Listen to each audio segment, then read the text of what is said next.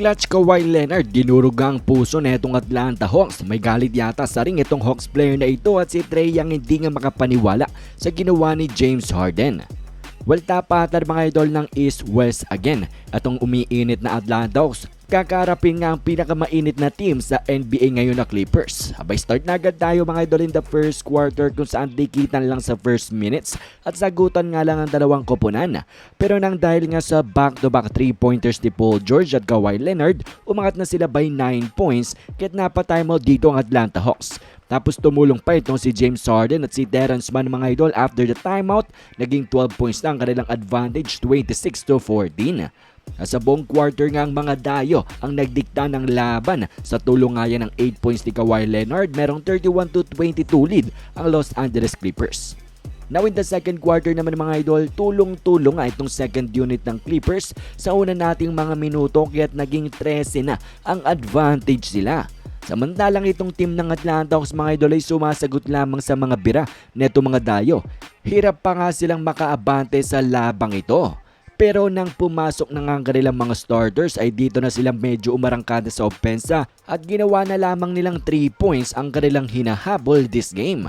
At sa pagtatapos nga ng ating second quarter, tied ang score natin at 66 points.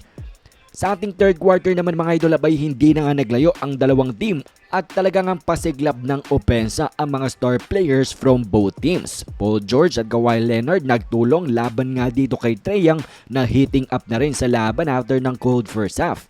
And for the first time nga ay nakatikim ng kalamangan itong home team dahil nga yan sa kanilang second unit at kahit sinagot pa nga sila neto ni Daklo.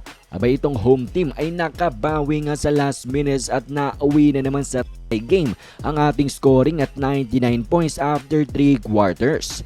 At pagdating naman sa ating last and final quarter, abay all of a sudden ang Atlanta Hawks nang may hawak ng momentum sa labang ito at sila na nga rin ang nagdidiklan ng labang ito. May hawak sila ng kalamangan ng mga idol. Grabe pang monster dunk dito ni Bruno Fernando, parang may galit sa ring.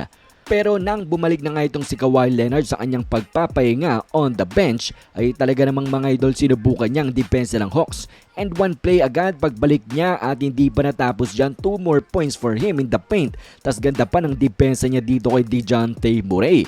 And complete takeover mode na nga si Daklo dito mga idol. Clutch, 6 more points ang itinulong dito sa Clippers para nga lumayo na dito sa Atlanta Hawks na ayaw pa rin sumuko.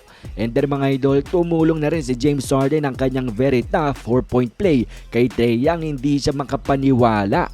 At sa huli ay naging free throw battle na lamang tayo na nagdiretso na nga rin ng panalo para nga sa team ng LA Clippers.